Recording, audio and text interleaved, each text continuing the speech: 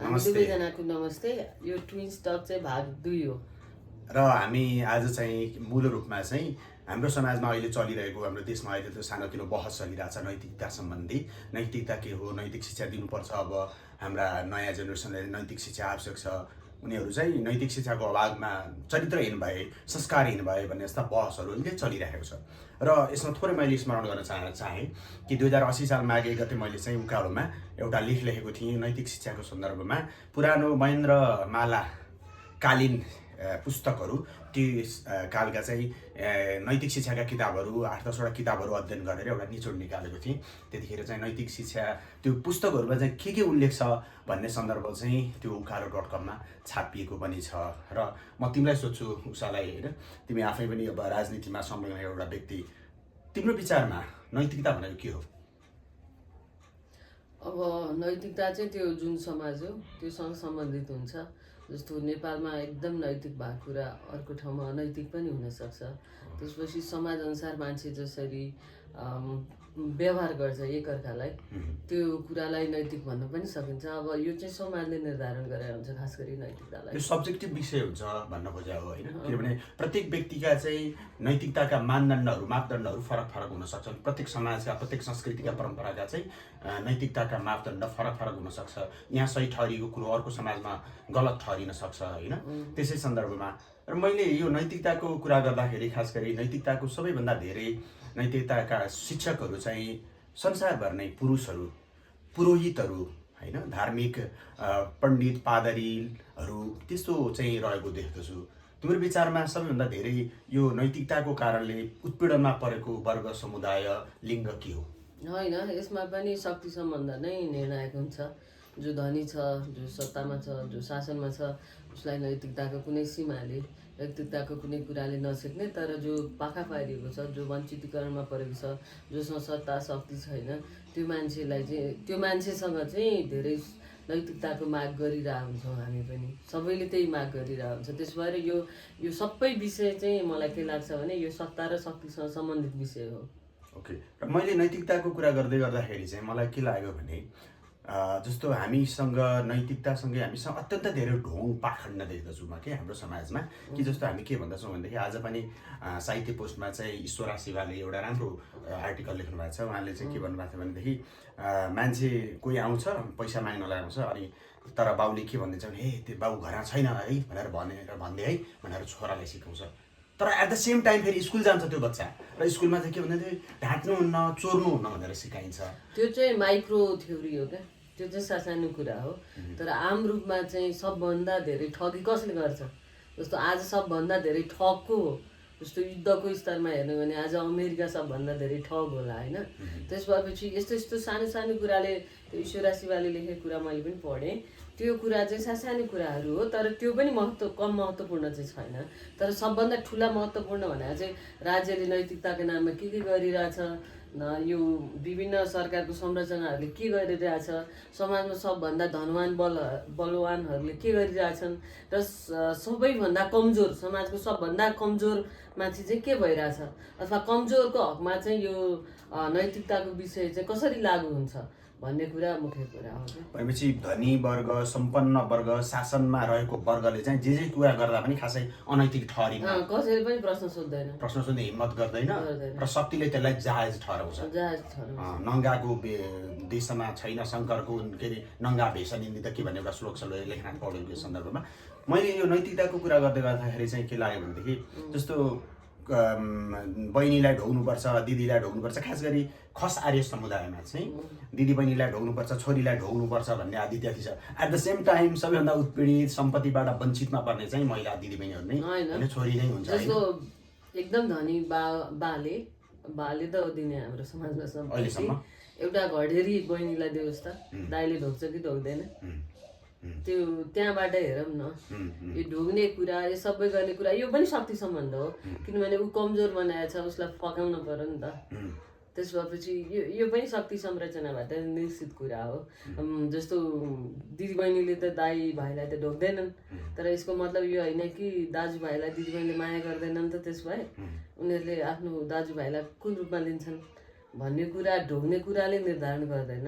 तिमीले कसरी पुरै जिन्दगीमा आफ्नो दिदीबहिनीलाई कस्तो व्यवहार गर्छौ भन्ने कुराले निर्धारण गर्छ।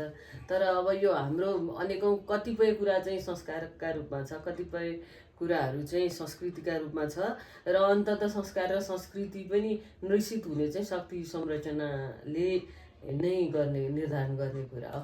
म यसमा के आजको यो सामाजिक सञ्जालको युग पनि हो, भाइरल कन्टेन्टको युग हो होइन। कुनै पनि कुरा भाइरल भइदिन्छ, भाइरल हुन खोज्छ मान्छे, भाइरल भयो भने धेरै मासमा पुग्न सहज हुन्छ भन्ने ठान्दछ मान्छे। र खास गरी शासनमा रहनेहरूले पनि त्यस्तो भाइरल हुनका लागि अनेक नाटकहरू टिकडमहरू गर्छन् होइन। जस्तो मानव नरेन्द्र मोदीले आफ्नो आमालाई खुट्टा ढोगिरहेको फोटो बारम्बार त्यो होइन पोज गरी फोटो खिचेको चाहिँ दुनियाँलाई देखाउन चाहे। र उनले के देखाउन चाहे भनेदेखि म साह्रै संस्कारी छु, मेरो आमालाई म साह्रै माया गर्छु भनेर उनले देखाउन चाहे होइन। हाम्रोतिर पनि यदाकदा त्यस्ता अभ्यासहरू हुन्छन्। म यसै सन्दर्भमा एउटा कुरा जस्तो हाम्रो ढोङ पाखण्ड, मलाई नैतिकतासँग लिएर हामीसँग रहेको ढोङ पाखण्डको विषय मलाई एकदम उल्लेख गर्न मन लाग्छ कि जस्तो म आफै पनि एनिमल राइट्स मुभमेन्टसँग जोडिएको मान्छे म आफू। र त्यस सन्दर्भमा गाईलाई देख्छु कि गाईलाई हामी अत्यन्तै धेरै आमा भनेर सम्मान गर्छौँ होइन, ढोग्छौँ पुज्छौँ आदि इत्यादि होइन। तिहारको बेलामा तेल लगाएर फुल टाउकोमा राखिदिएर होइन पूजाआजा गरेर एक दिन त्यो दिन मिठो मसिनो पनि खुवाउँछौँ। र अर्को दिन अलमोस्ट सबै नेपाली समाज अथवा भारतीय समाजमा हामीले हेर्ने हो भनेदेखि त्यो गाई अहिले सडकमा छ।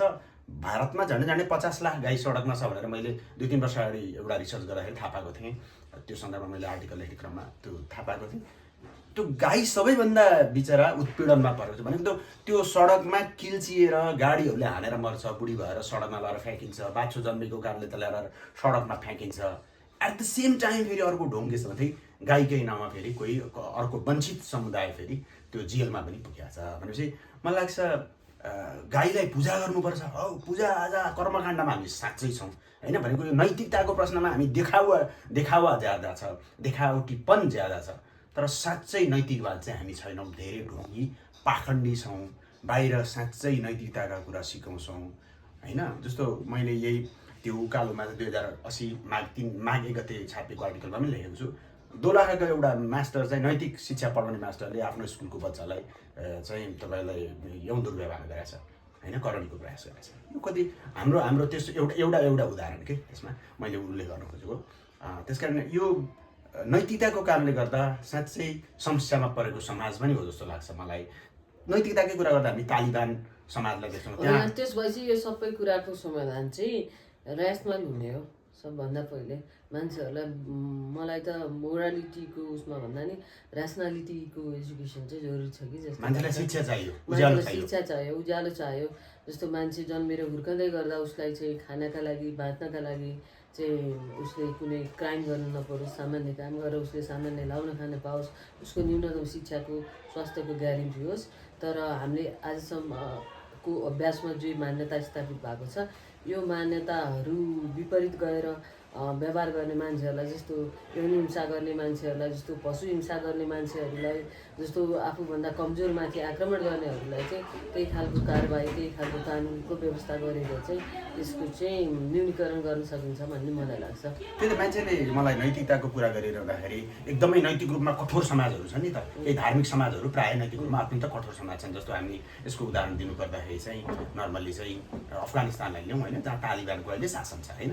त्यसबारेमा मान्छे प्रश्न उठाउन पनि डर मान्छ, किनभनेदेखि यो डरलाग्दो विषय हो होइन। आफ्नै धर्म संस्कृति परम्परासँग जोडिएका विषयहरूबाट मान्छे एकदमै धेरै आक्रोशित हुन्छ, रिसाउँछन्, उनीहरू तर्क गर्न चाहँदैन, भावनात्मक।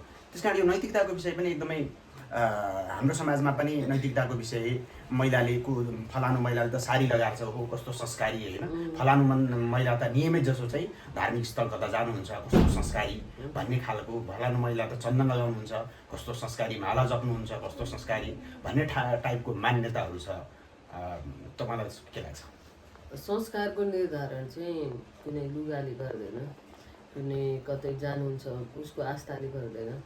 संस्कार नैतिकताको निर्धारण चाहिँ उसले सार्वजनिक रूपमा गर्ने बानी, उसले सार्वजनिक रूपमा खास गरी म चाहिँ आफूभन्दा कमजोरमाथि उसले कस्तो दृष्टिकोण राख्छ, आफूभन्दा कमजोरलाई कस्तो ट्रिट गर्छ भन्ने कुरा चाहिँ अलि महत्त्वपूर्ण हो। भनेपछि न्यायवान हुनु, न्यायको पक्षमा उभिनु, नैतिकवान हुनु, कमजोरहरूको पक्षमा उभिनु खास गरी तिम्रो दृष्टिकोणमा।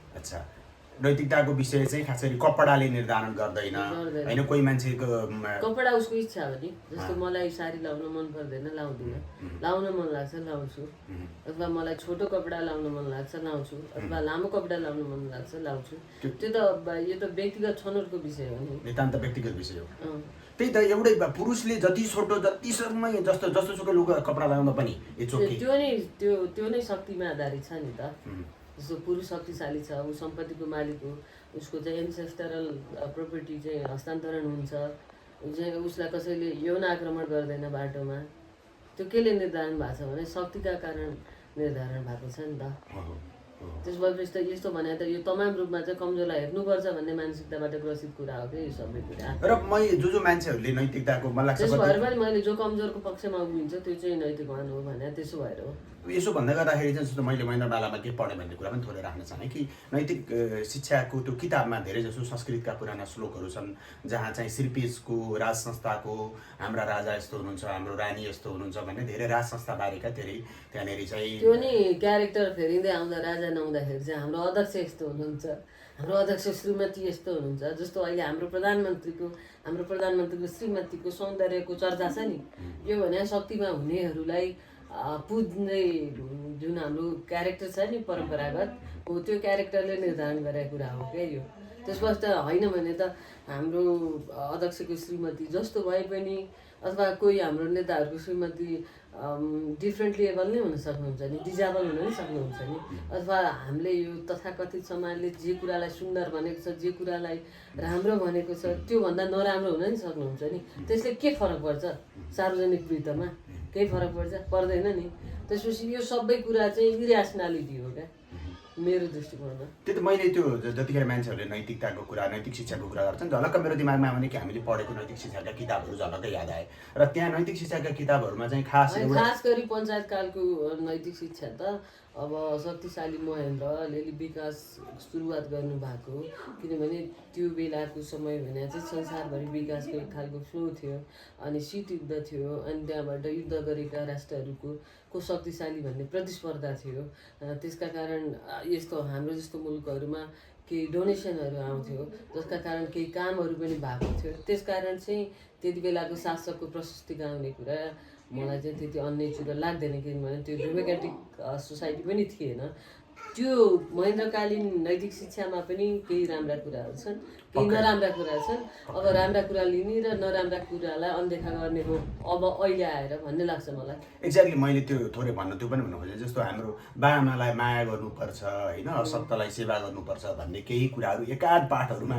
कहीँ कहाँ झुल्किन्थे तर अधिकांशमा चाहिँ गणेश स्तोत्र हुन्थे फलानु देवताको पूजा गर्नुपर्छ होइन हामी चाहिँ विश्वमा चाहिँ हिन्दू राष्ट्र हौँ हाम्रो एकदमै राम्रो देवतालाई पूजा गर्नुपर्छ भनेन भने मान्छेले त आफ्नो दुःखको कारण खोज्न थाल्छ नि त आफ्नो दुःखको कारण शासकमाथि प्रश्न हुन्छ प्रश्न उठेपछि त त्यसको सम्बोधन गर्न कति गाह्रो हुन्छ भन्ने कुरा त यो अस्ति हाम्रो देशमा घटेको घटना छैन भदौ 23 र 24 को घटना त्यहाँबाट नि थाहा हुन्छ कि शासकलाई कति मूल्य पर्छ जनताको विद्रोहको भन्ने कुरा त्यसो भएपछि यस्ता कुरा हुन्छन् तर मुख्य कुरा चाहिँ सबैभन्दा पहिले तिमीले के गर्यौ भन्ने कुरा मुख्य कुरा हो तिमी म शक्तिशाली नशक्तिशाली सत्तामा हुने नहुने सबैले गरेको कुरा मुख्य कुरा के हो तिमीले समाजलाई असर पार्ने गरी गरेको कुरा के हो त्यो कुराले निर्धारण गर्छ त्यसकारण नैतिक शिक्षा एकदम आवश्यक छ भनेर मैले त्यो देखेर चाहिँ त्यो 2080 सालको त्यो लेख हो त्यो लेखमा चाहिँ मैले नैतिक शिक्षा आवश्यक छ जस्तो कस्तो नैतिक शिक्षा आवश्यक छ भने आजको दिनमा हामीले ससाना मान्छेहरूलाई सिकाउने कुरा भनेको चाहिँ जस्तो हाम्रो समाजमा चाहिँ महिला र पुरुष बीच विभेद छ कि छैन भन्दा विभेद छ नि छ भनेर बुझाउनु पर्यो यसै कारण छ भनेर बुझाउनु पर्यो दलित र नन्दलित बीच विभेद छ कि छैन भन्दा एकदम धेरै विभेद छ भनेर बुझाउनु पर्यो अनि ब्राह्मण र दलित जनजातिहरू बीच विभेद छ कि छैन भन्दा छ भनेर बुझाउनु पर्यो पहाड मधेस बीच कस्तो खालको पहिला कस्तो विभेद थियो यो अहिले कसरी पात्लिँदै आएको छ र कसरी बराबर दृष्टिकोण राख्ने भनेर बुझाउनु पर्यो त्यसो त्यो खालको नैतिक शिक्षा दियौँ भने जस्तो समाजलाई बुझ्ने समाजलाई वर्गीय कोणबाट हेर्न सिकाउने समाजलाई नैतिक कोणबाट हेर्न सिकाउने र त्यो खालको सबभन्दा नैतिकता। मैले अघि पनि जोड दिएको विषय आफूभन्दा कमजोरलाई तिमीले हेर्ने होइन है भनेर सिकाउने कुरा चाहिँ सबभन्दा ठुलो नैतिक शिक्षा हो आजका दिनमा। उतिखेर चाहिँ तत्कालीन राष्ट्रपति विद्यादेवी भण्डारी, तत्कालीन मलाई लाग्छ नेकपा के अरे माओवादी केन्द्रका अध्यक्ष प्रचण्ड पुष्पकमल दाहाल, अनि त्यसपछि तत्कालीन मन्त्री रेखा शर्मा होइन लगायतले चाहिँ आज नैतिक शिक्षा चाहियो भनेर विभिन्न ठाउँमा उहाँहरूले भन्नुभएको थियो। तर म उहाँहरूको चाहिँ आशय चाहिँ के बुझ्थेँ भन्दाखेरि पेट बोली भन्छ है, त्यो पेट बोली चाहिँ के देखिन्थ्यो भन्दाखेरि अहिलेका केटाकेटीहरू हामीले भनेको मान्दैनन्, अहिलेका युवाहरू अलिक विद्रोही स्वभावका भए, हामीले भनेको मान्दैनन्, यिनलाई ठिक ठाउँमा लाउनु पऱ्यो, यिनलाई सुम्ल्याउनु पऱ्यो अथवा यसलाई अनुशासित बनाउनु पऱ्यो भन्ने तिनको पेट बोली थियो। जति बेला हामीले भनेको मान्दैनन् भन्ने आशयबाट उहाँहरूको कुरा आयो नि हो। कमरेड प्रचण्डको समकालीन अथवा उहाँको चाहिँ अग्रजहरूको कुरा मात्रै मान्नु भयो भए यो विद्रोह हुन्थ्यो। त्यसपछि कस्तो भने मभन्दा पछिल्लो पुस्ता मभन्दा बढी विद्रोही त हुन्छ उसले ममाथि प्रश्न गरोस्। खास गरी त कमरेड प्रचण्डले त नैतिक शिक्षा चाहिँ अघि मैले भने जस्तो वर्गीय दृष्टिकोण सिकाउने, हाम्रो समाजमा भएका अनेकौँ डिस्प्यारिटिजहरू सिकाउने र त्यसबाट आफूलाई अलग राख्ने र आफूले न्यायिक व्यवहार कसरी गर्ने भन्ने किसिमको नैतिक शिक्षा चाहिँ आवश्यक थियो। तर उहाँहरू त्यति बेला सत्तामा हुनुहुन्थ्यो। शक्ति र सत्तामा हुनेहरूलाई जहिले पनि अलि प्रशस्ति भजन नै प्यारो हुन्छ जस्तो मलाई लाग्छ। त्यो आशयबाट उहाँहरूको भनाइहरू आयो होला, तर केही छैन, त्यो भनाइबाट पनि हामीले चाहिँ सिक्ने मात्रै हो क्या। र यदि जस्तो भोलिको दिनमा अहिलेको सरकारले नैतिक शिक्षाको पुस्तक चाहिँ यदि अनिवार्य नै गर्ने हो भने पनि समग्र यी विषयहरूको सम्बोधन गरेर नैतिक शिक्षा ल्याउँदा चाहिँ राम्रै हुन्छ। म चाहिँ के भन्छु भने अब साहित्यहरू एकदम धेरै छ नि त, ती साहित्यहरू रोजेर जुन साहित्यले हाम्रो समाजमा भएको वस्तुगत स्थितिहरूलाई चाहिँ चिनाउने देखाउने काम गर्छ, त्यसबाट टाढा रहने, त्यसबाट हाम्रो समाजमा किन दलित नन्दलित विभेद भयो त्यसको कारण खोतल्ने र आफूले नगर्ने, अरूलाई नगरौँ भन्ने कुराले जस्तो प्रेरणा दिन्छ त्यो खालको एजुकेसन नै गरौँ। आजको हाम्रो यो कार्यक्रम चाहिँ तिम्रो र मेरो गफ चाहिँ यहीँ सक्यो। यो ट्विन स्टक आजलाई सकिन्छ। हामी फेरि पनि भेटौँला। हस्, नमस्कार।